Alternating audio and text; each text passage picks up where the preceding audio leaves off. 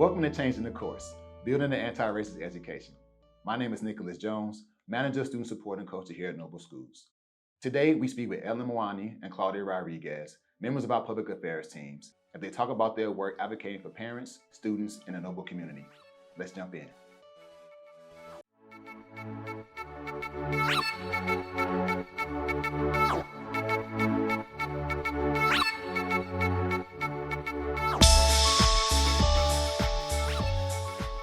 All right, welcome to Changing the Course. We are here today with our guests, Claudia and Ellen, who are here to join us. Before we get into the work, we want to hear a little bit about you, your journey in education, and how you arrived at Noble. So don't fight all at once to jump in, so feel free to get in where you fit in. Okay, sure. Ellen gave me the nod. So my name is Claudia Rodriguez, and I am serving here at Noble as the Chief of Public Affairs. And so it's been about a month now in this new role, but thank you so much. And so prior to being Chief of Public Affairs, I served as Director of Government and Community Affairs with leading the Government Community Affairs team and the organizer. So that's kind of been my trajectory here. So I'm on my fourth school year here. Fourth school year, Noble, okay. Great. I'm Ellen Moiani. I'm the Senior Manager of Government Community Affairs at Noble. This is my 6th or 7th year at Noble. I can't really remember. And I've served as Senior Manager, Senior Organizer. And prior to coming at Noble, I was actually a kindergarten and first grade teacher for 7 years. Came to Noble through a fellowship in organizing and got more involved in policy and advocacy from my time in the classroom because a lot of what I saw was just inequitable. Mm-hmm. And so we can stay on this path, like thinking about our paths. And so how did your past bring you into Noble as it is today? For me, I think it's all been like a very straight path to this point. I feel like when I was in college, I went for political science and journalism, and then I became a legislative aide for a city council member. Soon after, just doing public advocacy, issue advocacy campaigns for different clients that we had in the public affairs firm. And so now here at Noble is just kind of like merged a lot of my love, so to speak. So it's like public service, government relations, community organizing, sharing the stories and elevating the stories of our family. So like I feel like it's the perfect, mix of everything that I love to do. But I think it's like led me to this point in terms of also like the other love of my life, which is education. And I think like I'm just happy to serve the students in this capacity. Of all those functions you named, what is your favorite right now? I mean, I think it would be the public service aspect. I love talking to families and hearing where they are and how we can support them. Anytime that, as little as it just connecting them to someone that can help them with a resource, that just makes my day. And so anytime in any of my roles, if I was connecting people to resources and helping them, have a better life or a more equitable life, quality of life increasing, like I think that was like the best.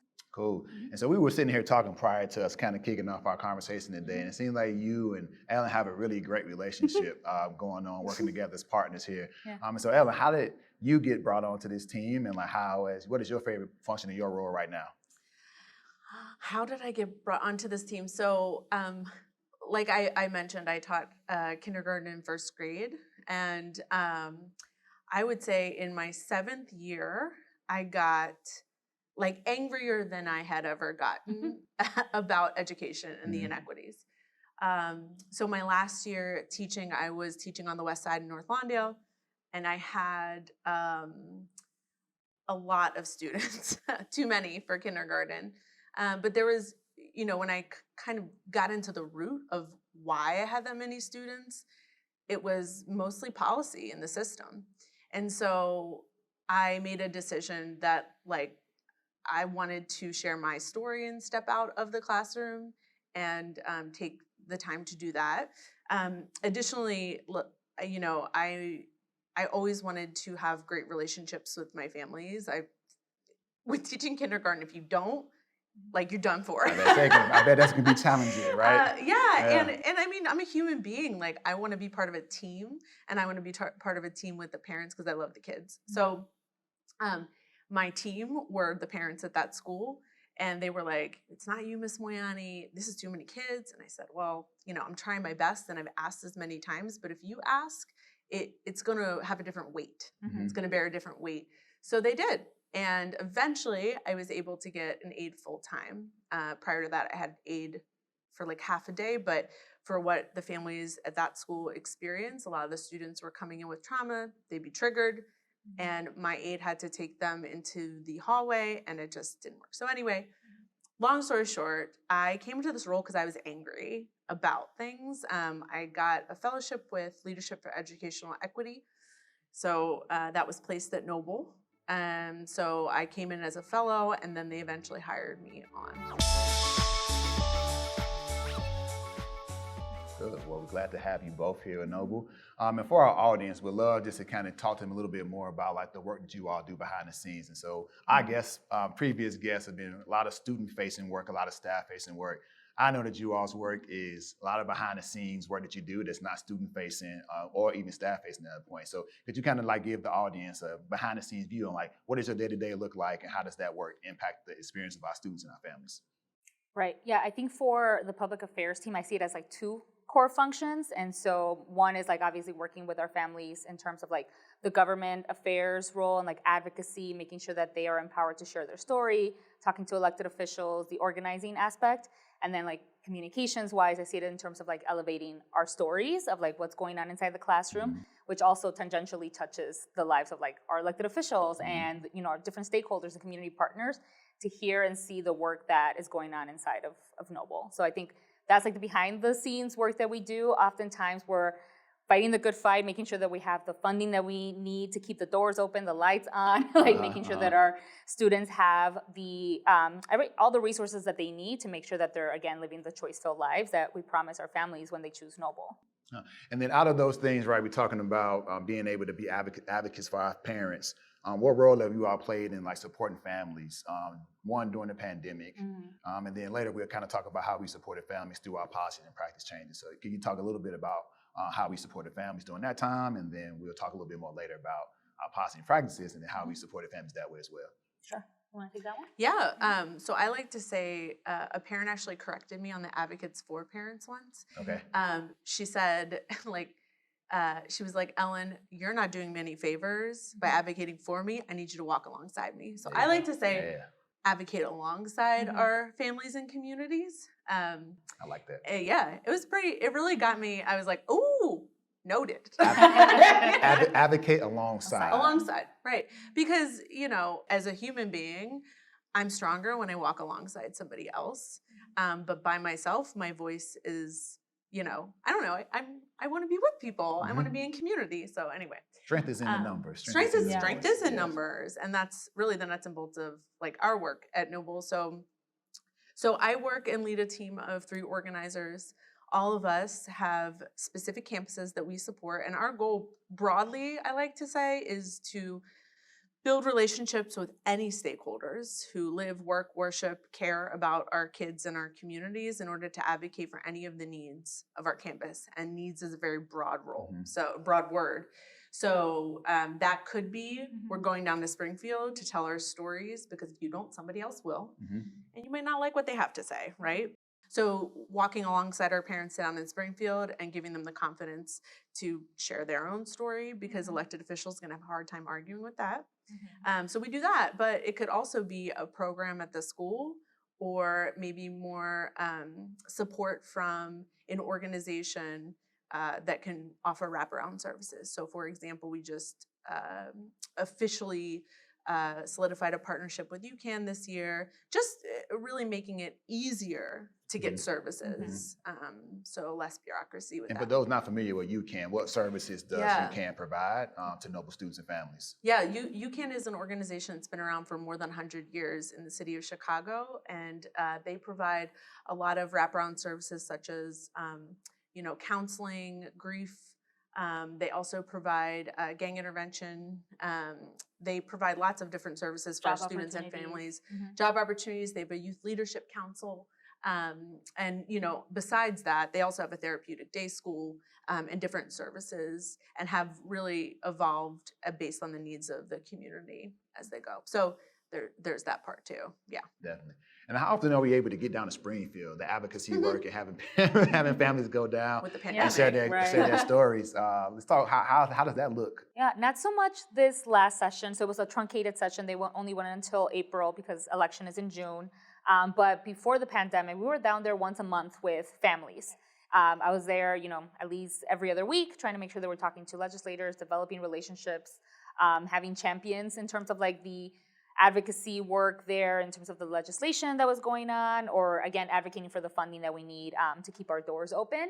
But hopefully when things get until more normal, quote unquote, I would love to bring families again to like start talking to legislators. We've done a lot of like digital advocacy, so like letters of support, tweeting at legislators, calling them, doing Zoom virtual meetings, inviting them to our parent advisory council meetings, but it's definitely been a little different, but the advocacy has not stopped. So I think we just like learned to shift. Yes, and let's talk about how fun Springfield is. Yeah. Like, so Claudia was mentioning we've brought down in the past two things for Springfield. One is like a small van trip, and then we usually do a lobby day alongside other organizations, educational organizations in the spring, but clearly that was stopped due to the pandemic. Again, lobby day in Springfield? Lobby day. What are we doing in lobby day at Springfield? And why is it important for organizations to show up as a collective during that time? So lobby day, we probably have, I don't know, maybe 500 or more parents, teachers, students, or advocates down in Springfield.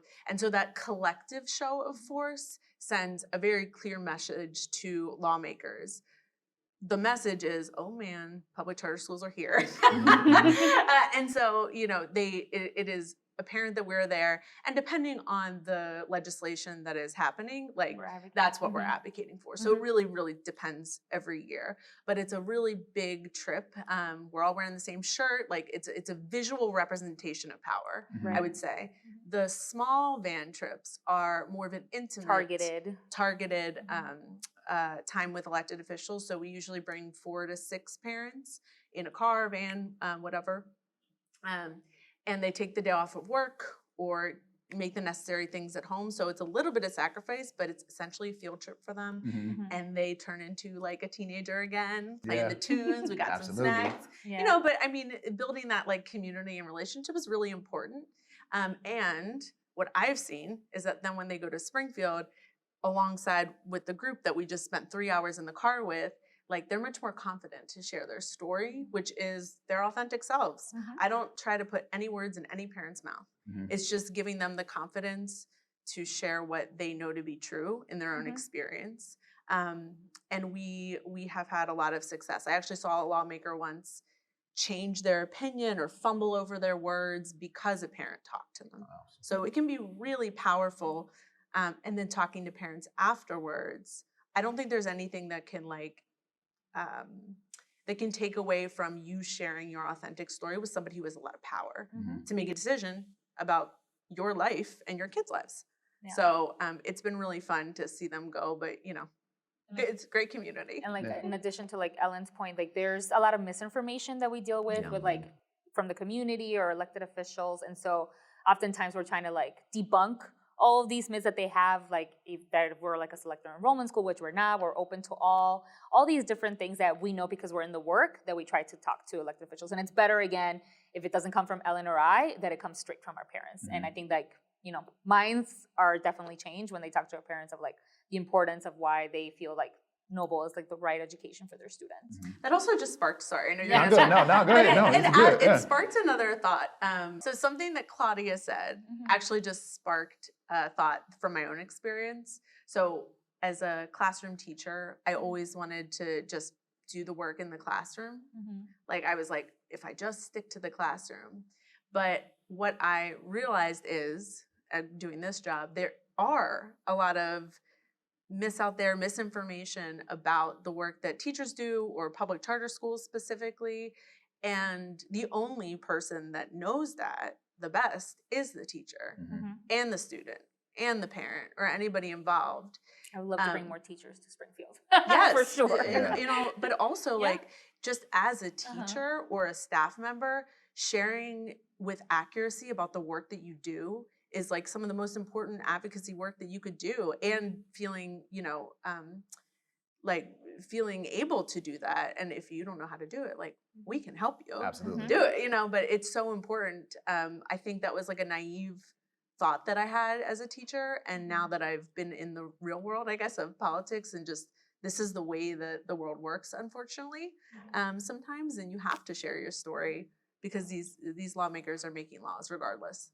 And with that storytelling and advocacy work that we're doing, like, it takes some organizing to do with families, right? And so how are we able to rally parents and bring in families and community members to even get to a point of taking a school bus down to Springfield or jumping in the van or riding alongside parents? It can be different depending on the circumstance. I feel like some of the time we're lucky that we can like do peacetime organizing and talking to elected officials and either going to the CPS Board of Education and just like sharing what's going on at Noble.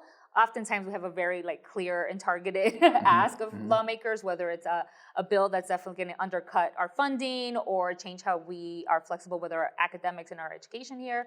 So it can look different in a number of different ways, and depending on the body of government that we're trying to convince, I guess would be the word. So I think, Yeah, for that. And then if anybody is listening, who has been an organizer or knows, read anything about organizing, there's a lot of strategy that goes behind it. So we have parent advisory councils on every single campus. When I started 6 years ago, that was not the case. Okay. And really, because there just wasn't a support and structure for it to be like the potential that it could be, which is a space for families, like a dedicated sacred space for them to talk back and forth and build community, and also a place for us to identify those leaders. So that's one space. Every single campus has a point person. That's a staff member that's already doing a role on that campus. We call them PACER. Parent Advisory and Community Engagement. Okay. So we call them a PACER.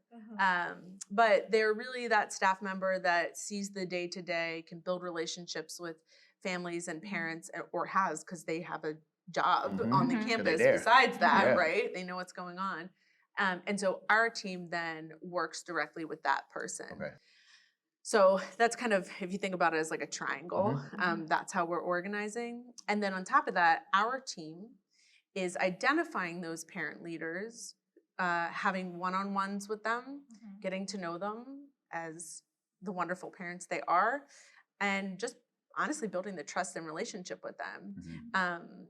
Challenging them also to share their voice in different spaces, and making sure that we are reaching out and asking them to take advantage of an opportunity that we believe they may really enjoy based on how we've gotten to know them. Or may have a particular point of view and like in their life story that they can share that we think will be valuable, again, and like resonating with folks. Like we often also like get to the point of like training our parents and like all the different opportunities that exist for them to be advocates through our parent leadership series, which we hold quarterly here at Noble. So I think like that's also like another avenue for parents outside of like their campus to be advocates for the network. Can you give our audience this idea, like our quarterly parent council meetings, like what are the topics that we're covering during those times? Monthly. Yes. For the PAC meetings? For the PAC meetings and for the quarterly meetings as well. So I think for the PAC meetings, it like varies. It depends on like what's going on at the campus level, whatever the needs, whatever puzzles the principal wants to get parent feedback on. Like, here's our problem. What do you guys want us to do? And parents like, yes, X, Y, and Z, let's do this. For parent leadership series is more again like higher level in terms of like what's going on in Springfield or what's going on the CPS board, how they can share their story, or if we have opportunities in terms of like, we're going to have a meeting with an elected official because we're trying to change this policy at this specific school, or growing. I think we had a good, I think specifically for the Noble Academy, we were trying to get another floor to expand there. And so there was a lot of advocacy that went behind the scenes there so that we can like take full advantage of the building so that our students could have more space at TNA. So one of the things that you said during our conversation that I thought was super impactful, we've mentioned it a couple of times, is that walking alongside of families and how impactful that is. And so you talked about riding the van down to Springfield with families, all the way to having a cup of coffee with a family to support them in the issue that they want to talk about. And like, why is that work so important to our anti-racist commitment that we've made? I mean, for me specifically, I don't think we can become an anti-race organization without putting in the voices of our families into the work that we're doing and how we're building this organization now. And so I think that's just like primarily the most important thing that we should take away from the work that we're doing now, is that families are our largest stakeholder. And if we're gonna get to a point where we're happy about our anti-racist work, they need to be involved in providing that feedback. Yeah, and classroom teachers are co-creating spaces, they're co-creating norms, they're co-creating all of that with their students. We can't have two sets of rules. Right. We have to do that with our families as well. And the building relationships with them allows us to also learn and be thinking about them in everything that we do. So now we want to transition, right, from the advocacy work we're doing on behalf of families and for students, and talk about how we've used our spaces, the PAC meetings, our quarterly meetings that we have with families, to hear their experience with Noble as we've moved into a space of creating anti-racist educational spaces for our students. That experience has been one that every stakeholder we've talked to has had different experiences. And so I wanted to hear from you all about how have we supported families, how have we solicited family experience and family voice as we've gone through this process of becoming an anti-racist educational space. Yeah. I'll talk about specifically the Noble Community Pact as it is now. So prior to that, we know it was the student handbook. So when I started, we got a lot of feedback, I know, from staff about the handbook, but there wasn't actually a space that was widely open and like, what do I want to say? Accessible, yeah. Like we didn't publicize a space where it could be as open. And so I remember the first year that we did a family feedback session on the student handbook, and it was the first time we'd done it. We had one of our school leaders to come, and it was like a great conversation. And then we did it again, and then we did it again, and then we did it again. And so this has continued. So that's something we did not do, and now we do. And we didn't do it before because our team didn't exist. I mean, educators, like we do 30 jobs already. Absolutely, yeah. And so, there's just no large infrastructure for it. So that was really exciting. So for the Noble Community Pact, we've been doing that for quite a few years now. And like, though that feedback from parents or students has like shaped the student code of conduct, now the Noble Community Pact, and how we again, have policy at Noble. One other way that we're getting feedback from parents is this year specifically was the family experience survey. And so that came about because it was part of our priorities and our Noble identity framework, but we didn't really have a mechanism to measure that experience that our families are feeling and seeing when they enter our campuses. And so we're really excited to make sure that we have metrics behind it now moving forward. But we've gotten a lot of rich feedback in terms of what parents do like, they don't like, and I think it's just a really exciting new frontier to be able to include the voices of our families as we're becoming an anti-racist organization. Because I think for our team specifically, we've been doing that a lot. Like we can't do the work without our biggest stakeholder, which is our families.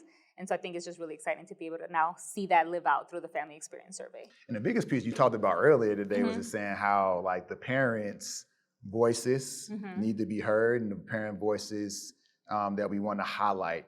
And once you do all of those things, how would a parent see their voice inside of a policy or in a practice shift? Oh, they'll see it right away in the next school year once they see the changes in the Noble Community Pact. Like, wow, I had an input in changing that. It was like that for school year 22. Now it's going to be like this for school year 23. And it's immediate. I was going to say there's a very tangible, one tangible that stuck out with me example of this is in the Noble Community Pact. So uniform. So we had a really rich discussion with parents around uniform or dress code or what do you want? The number one thing I heard, this is me speaking from my perspective as I was listening to families, I don't know how many we got, 100 and something feedback, but the number one concern of parents and families and guardians was safety, period. And so the reason they wanted a school issue top was almost not anything but safety. They want their student to be identified as a Noble student, God forbid something happens. And so that kind of perspective and reason and why behind it is I think the driver of what we want when we're co-creating these policies at Noble. We need to know the why of why families are feeling and thinking that way, because their experience is super unique, especially to Chicago. Students are coming from so many neighborhoods to go to Noble schools. They're going on buses and trains and all of that, and so for them to be identified is really important for safety. And even before we decided to make a change to uniform, right? Like that uniform was in place 20 years. Yeah. Black dress shoes, black or white socks, Belt, khaki pants, black belt, uniform shirt, very clean cut, what some may consider professional. And now, before we made any changes, we did go out and talk to families about what would you like to see the uniform change before we even touched it. It's like, let's go see what families want. Let's go see what kids want. Let's go see the other stakeholders, what they would like to see. And ultimately, we came to a space that was all those voices put together, but we landed on having a dress code versus a uniform. Right. And so now we had, Jaron, 6, 7, 8 months in this new school year with our new dress code. And now we're in a space now where we're hearing from families again. We are. About absolutely. What did you like about the dress code this year? And what did you not like about the dress code this year? And it sounds like that from our experience, the survey that we just did, that's like, hey, we want our students to continue to have Noble branded clothing on so they can be identified as they travel in and throughout the city from different neighborhoods, as our students come from multiple different zip codes across the city, right? And we know the why. Yeah. And we know the why. And so knowing that why, we're able to explain that to our parents, we're able to explain it to our staff, and to your point, very tangible space in which they could see that feedback being issued. And so super happy that we're able to do that and use that. So in our past experiences over 20 years, a lot of it has been about how punitive Noble was, the impact of our promotion policies on students and families, the use of the merits of what some may consider oppressive systems, right, the impact of our kids. How are families engaging in the process when thinking about their experience through those old policies, and like compared to like how we're seeing them now as we rolled out the Noble Community Pact this year? I think that's an area for growth. Yeah. And I think we've identified that as a network for an area for growth. One again, tangible example of this, I was sitting down with a parent who wanted to volunteer at the school. And so I went through some of our trainings at Noble around anti-racism and like our new policies, our work going forward. They had a lot of questions because from their perspective, some of these things, they want to be more strict. They want it to be more punitive in a way. And so I have a great relationship with that parent. So we were just talking back and forth, and I asked the question, like, why do you want it to be punitive? Why do we want to punish? Or why, everybody's on a different journey with that. Right. And families that I've talked to have seen success in this strict environment. And so I think that's something we need to grapple with and have conversations and even do more trainings and workshops with parents, because this is something that many of the parents I've talked to are not used to. Like, for example, if you see a kid walking in the hallway and clearly they're angry, now as a teacher, you probably are like, well, I'm going to take a step back and give them space to calm down. But a parent may come in, or actually anybody, elected official, literally anybody could come in and be like, that's crazy, that student's just running around the hallway. What they don't see, though, because they're not trained, is that staff member watching the student very carefully. And what they probably don't see is that staff member, when the student is calmed down, having a restorative conversation. So if we don't do the training to our network and community and stakeholders about those kinds of things, that's part of the storytelling. And it's part of changing the lens and creating an anti-racist organization. It's hard out there. Yeah, I believe it. And then we recently had, and you referenced this earlier in our conversation, the parent engagement survey that kind of went out, and family experience survey that came out recently, and we have some findings from that, right? And overwhelmingly, what was kind of like some trends that we saw with families through that survey? Yeah, there's definitely, safety is something that they have first and foremost in their minds. More like tweaks to the dress code. I think the discipline was not as hard hitting. I'm trying to think through for that one. Yeah, I know that there were questions around like, how does your student feel about the culture of the school? That was pretty high across the board.